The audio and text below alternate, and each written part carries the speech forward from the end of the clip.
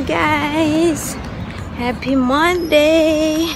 We are off to the polyclinic for Zeb's bakuna today. Yung kanyang second shot ng 5-in-1.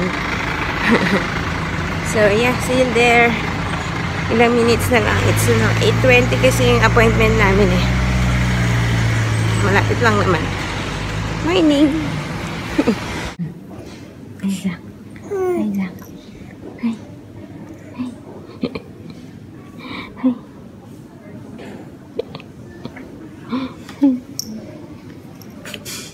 Hi guys, tulog na si Zach. It's 9:35 na, natapos kami ng 9 o'clock.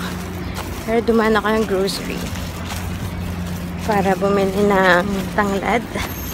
Gagawa ako ng lemongrass na juice or something.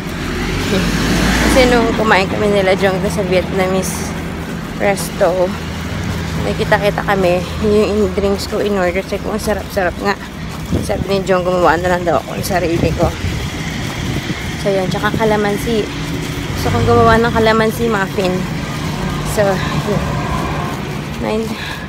Si Daddy mag-half day daw ngayon eh. So I still have time. Magluluto pa ako ng lunch. Ang aming lunch ay si Uncle tinitignan ako. Anyway, ang lunch namin munggo lang. Tapos kagabi pa nakababad yung munggo, kaya madali na lang yung palambutin. And then, yeah. See you at home. What time is it? It's time for lunch. What time is it? It's time for lunch.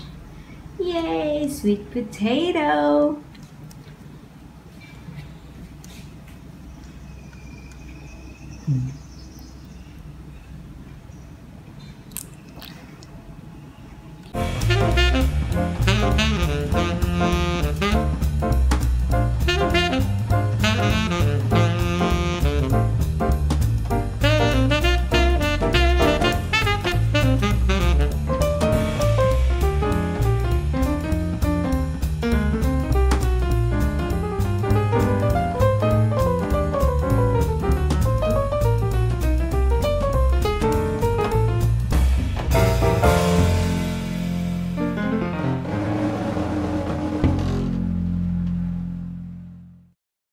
Hi guys! Tapos ko ng paliguan si Zach. Suot niya yung favorite onesie ko for Zeb noon. Ito. Favorite ko to kay Zeb noon eh. Buti na halong... Ay! Don't eat that! Buti na halongkat ko pa. Kala ko hindi ko nadala. Last night kasi, I was going through some old photos na nasa Dropbox ko. Dun sa lumang phone. Tapos nakita ko yan. Sabi ko, sino nga ba? Favorite ko yun kay Zeb eh! Anyways, si Daddy, pinapunta ko ng grocery. Nakalimutan. Well, hindi ko naman talaga nakalimutan. Kasi diba maggagawa ko ng kalamansi muffin. Tapos sa recipe, kailangan ng 2 itlog.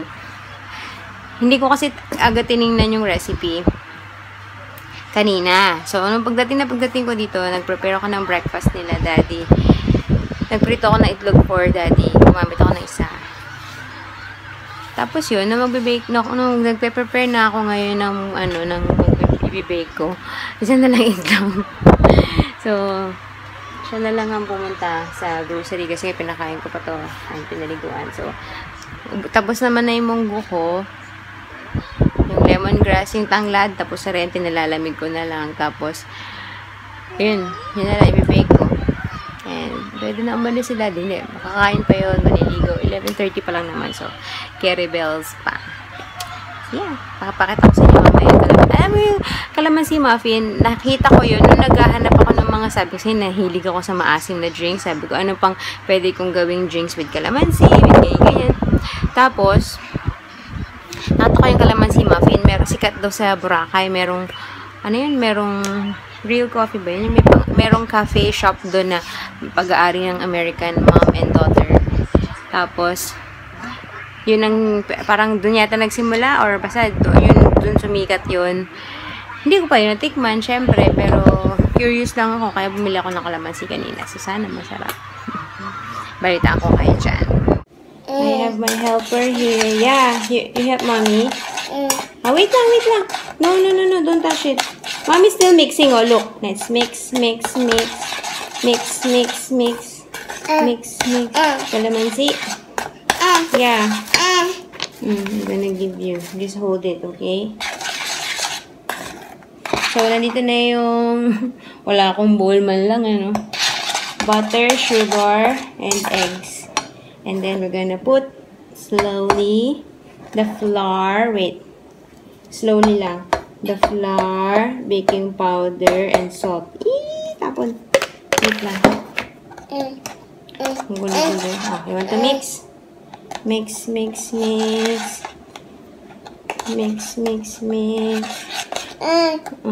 hold properly. What?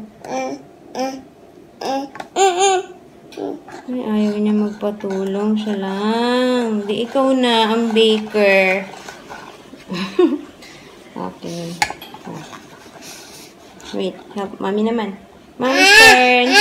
It's mommy's turn. Diba we take turns? Kuha daw ako ng sarili ko. Wait, we only need 1 spoon. You don't need to get another one. Wait, let's put, no. Careful. Okay. Put down. Then, mix again. Mix. Okay, later. Here's my lemongrass drink. Patitikin mo si Zeb. There you go, guys. I took an Instagram photo. Okay ba? Bango. I'm still 50-50 kung magugustuhan ko to kasi may gatas. Hindi ako mahilig sa gatas. So, we'll see. Meron kasi siyang mixture siya ng kalamansi. Ang init ng plato. Grabe. As in, kakaalis ko lang siya sa oven. Ang init. Mixture siya ng milk and kalamansi. So, wait lang. Hindi ka mabuhat. Naamoy ko yung gatas. Baka mamaya hindi ko kasi hindi nga ako mahilig sa gatas. Pero, we'll see. Try natin. Wait. Let's try it. My initial reaction. There you go. Ang init pa niya.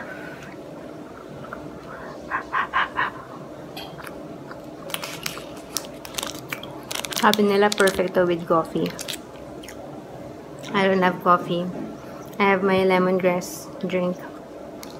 Yeah. Maasim, which is expected.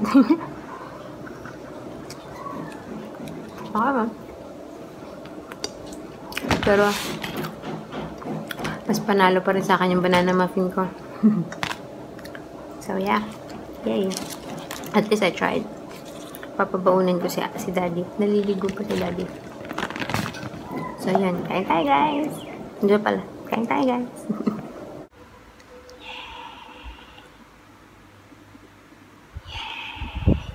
Yung gulo ng kama, hindi yehey.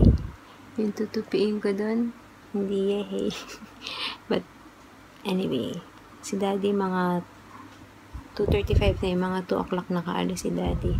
Sabi ko, huwag lang pumasok. Ano ba naman pasok yan? Tapos, alas 6, uwi na siya. Pero okay lang. Sabi niya, marami daw siyang gagawin. Anyways, yeah, it's nap time. So, we'll see you later, guys. You had a good nap? You had a good nap? Yes? Oo. Good afternoon, guys. Say hello sa paa ni Zeb. Yes? Ay. Oo. Gising na ang kapatid. Sus naman yan. Grabe naman. Wait. Rico. It's 5:30 na. Ilan nagising si Zach. Although marami siyang gising, the reason why hindi na ako nakatulog ulit. Natulog siya 2:35, no? Tapos ako natulog ako mga 3. Tapos 4, nagising siya. So, sway-sway. Binuhat ko, sway-sway ganyan. Tapos, nakatulog siya ulit. So, nandito siya sa dibdib ko. Tapos, mga 4:30 yata ulit, nagising siya. Tapos, nakatulog ulit. Tapos, yung mga 5, ganyan. Diba? After 30 minutes. Ako, 4 o'clock, hindi na ulit ako nakatulog. So, 1 hour nap lang ako today. Si Zeb, mga 5 o'clock nagising. Nauna itong nakatulog kaysa kay Zach. So, mahaba-haba rin tulog nila. Kaingit. Yes, where are you going, Zach? Ha? Where are you going? Are you escaping, mommy? Kakain ka na. It's 5:30 na. Time for dinner. Yes. So, yun ang routine namin, 5 o'clock. Parang ang ganda ko ngayon. Ano ba yan? Yes. 5 o'clock, dinner niya na. Tapos, kasi, inaabot kami ng 1 oras yung pagpapakain hanggang sa maliligo kami. Tapos, 6 o'clock or mga 6:15, kakain naman si Zeb. Tapos, lalabas kami.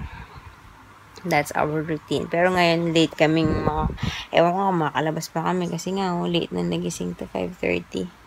Pag nakauwi na si Daddy, mamaya na, hindi pa kami nakakalabas. Hindi na kami lalabas. Gets niyo yun? Anyway, so, kaya eating time na muna. Bago pa, anong oras na kami abutin. Hi! Hello! Jesus! Parang di naman binakunahan yan. Kanina yung bakuna niya, umiyak lang siya, diba, tinusok. Tapos, dun, pero, hindi ganun kalakas. Tapos, dalawa yung nursing, isang tumusok, tapos yung parang senior na nag-observe. Tapos, plus ako, namin, in-entertain. So, parang naudlot yung iyak niya. Hindi siya ganun umiyak kanina. So, mabuti. Tapos, hindi naman siya nilagnat. Okay lang naman siya. And one more pa. One more dose pa on next month.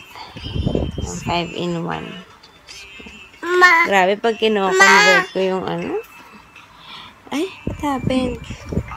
Yung bakuna na samantalang kay Zeb, libre. Ito, isang bakuna. Mahal-mahal. But anything and everything for your health, right? Right, Mom? Okay na. And we're out. 7:30 na, no? We're so late. Pero okay lang kasi si Daddy malapit-lapit na. So, parang puntahan niya na lang kami sa playground. Tapos sabay-sabay kami uwi. Show them your, Zeb, your popsicle. Can I see? This one. Here. Wow! nung kumain kami nung Easter Sunday, kahapon, yung Milo na drink hindi naubos. So, pag-uwi, nilagay ko sa popsicle mode. Yan ang kinakain na yan. Actually, ako may gusto niyan eh. Share ko lang. Nangalahati na yan. Kinagat ko na yung kalahati. So, yun. Let's go play. What do you want? Come on, wait lang. Hi! Finish it first. Ang lagkit mo na. Bakit ganun yung camera ng iPhone? Mas maliwanag sa dilim tong front cam kaysa sa yung main camera. Lang. Hi! Chichit! Kuya, ni-enjoy ang kanyang Milo popsicle. That is home.